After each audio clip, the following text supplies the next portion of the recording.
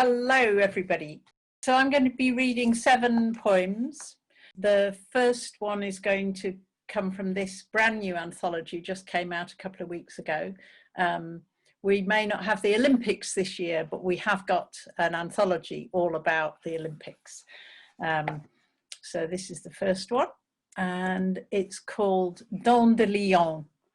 And I have brought from my garden these props. Dents de Lion.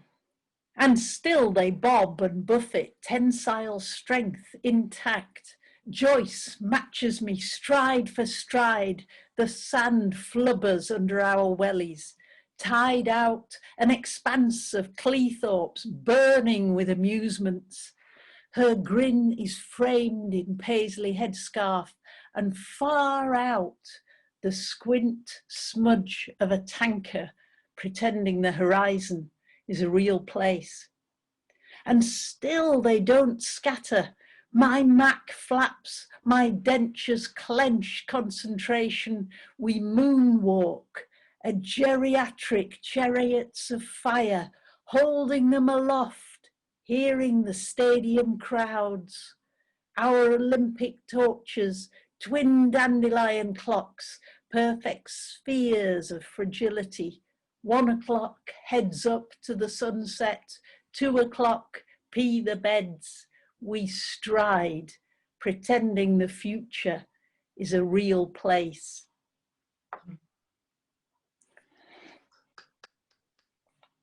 And then I'm going to, the other ones are going to come from my latest collection by Valley Press, which is Full Stops in Winter Branches.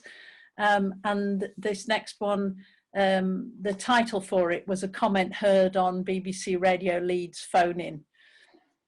They just use dogs to get more dosh. It shouldn't be allowed. This is my person. He sleeps beside me. I've had him for 2 years. Found him in a Waitrose car park. I brought him some newspapers. My person likes newspapers and cardboard. He gave me a cream cake from the bin.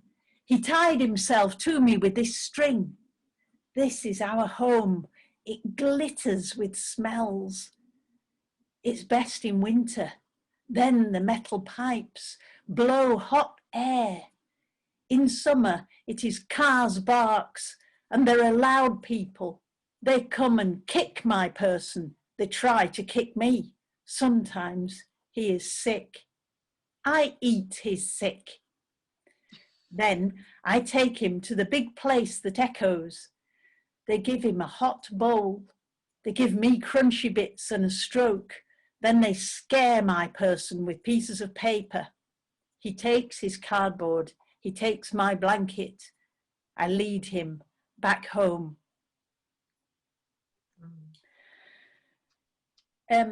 We now know how close we are to being physically linked to people in Chinese cities that we've never heard of before. I actually wrote this one long before COVID, but it is about that physical link. High fidelity. It is the end of the shift when my hair falls loose. A single strand of me catches in the sticky tape. That pinprick tug on scalp as I lean forward to nestle the speakers into polystyrene. I used to wonder what music, what voices would make those dark bowls flex behind their stretched brown cloth. What type of silencers they'd cup. Already the open box is juddering away down the black tongue of belt, smuggling that thread of me away. And my hands hang, heavy as sacks of rice. I imagine music like large drop rain, like feet gliding through paddy field mud, speech like butterflies in the high bamboo, news sturdy as headlights. Zhang Bao, slaps on her A1 label, the metal arms slam the box shut, the roller parcel tapes it tight, and a whisper of me is stowaway. What remains of me here just hears the dirge of the rent, the moaning chant of when the train fare can be scrimped to return to Aileen, who is now 3 and has no memory of my voice. The need for a safe home is even more crucial to us now than probably ever before. And this is an ode to birds' homes. Nest. To snuggle, to curry doon, to snoodle, a half world of care, a dow pen of sugling eggs, roofed over by warm breast, a weaving of twigs, eaves studded with river mud huts, a precariousness in wind, a responsibility of worms, sand eels, gnats, a rock ledge with 50,000 screams, the heart of a hedge, full stops in winter branches, each a basket of hope.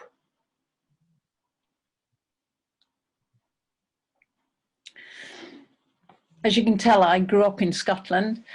The Ballachulish goddess is a 2,500-year-old wooden life-size statue that was dug up in Victorian times and allowed then to very badly dry out, and she's twisted and bits have fallen off her, and she now lives in a dark corner of a glass case in the National Museum of Scotland in Edinburgh, and this is her plea for a sex life. The conservation nightmare of the Ballachulish goddess. What the fuck have they done to my head? I look like your Norwegian wifey wailing on a pier. I used to be bonny with a bit of brawn on my bones. Now I'm just a rickle of bones. Oh, wasn't.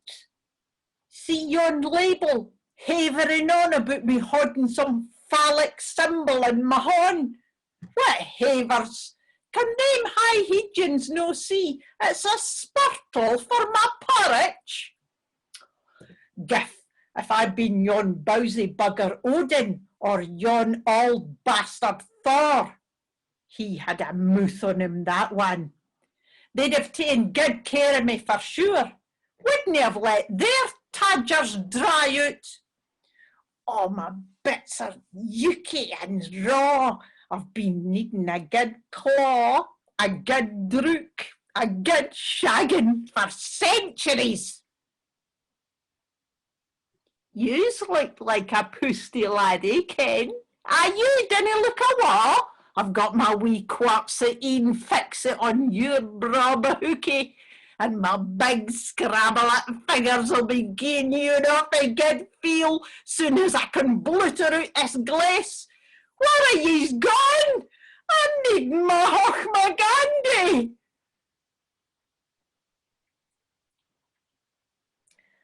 This is really weird, you know, doing this and not hearing a word or whatever. It's very peculiar. Anyway, this next poem is the nearest that I've ever got to a poem about hot girl on girl action. As a lesbian, I'm often asked for lesbian poems, for lesbian anthologies and things like this.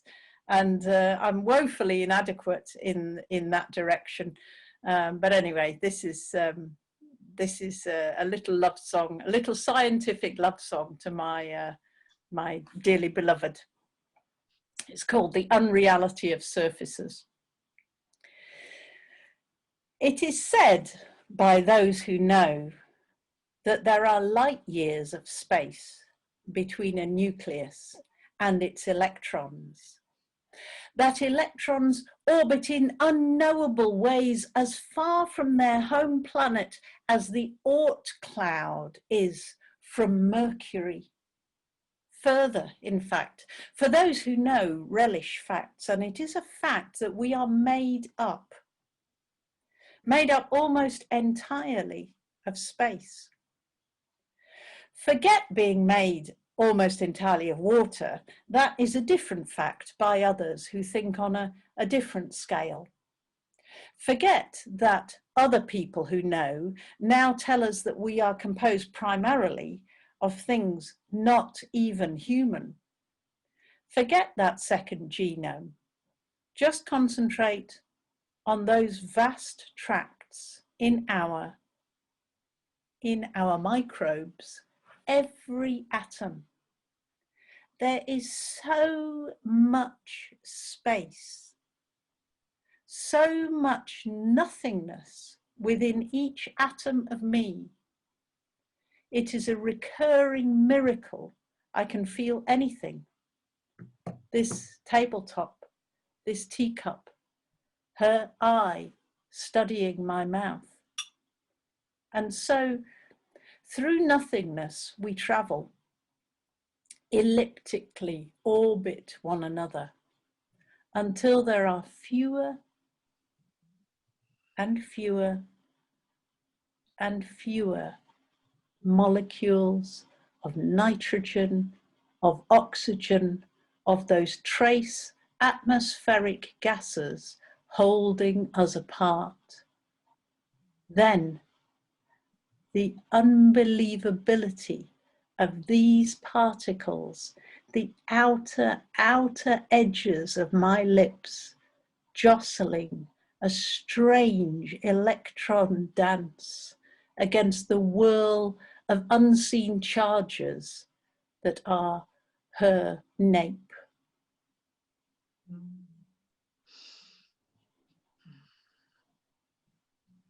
And then, yeah, this is the last one. Unless, of course, I get a massive inundation of silent, more. Emma Press proposed an anthology of slow things, and they were inundated, so I understand, by poems about sloths, but they only had this one of mine about plate tectonics. Mid-Atlantic Ridge.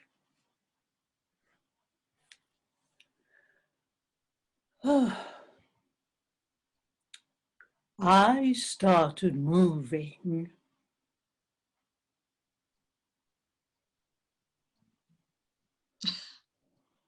around the time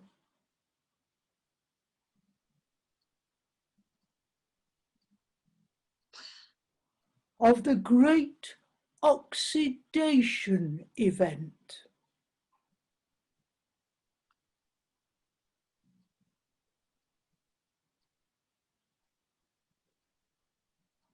Round about 2.5 billion years ago. Yes, a while ago, and I've not moved far. Well, not moved at all, actually. Always been just here,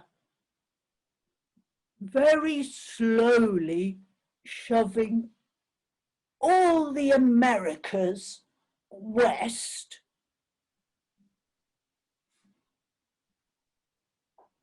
and everything else east at about the same rate that your little human fingernails grow.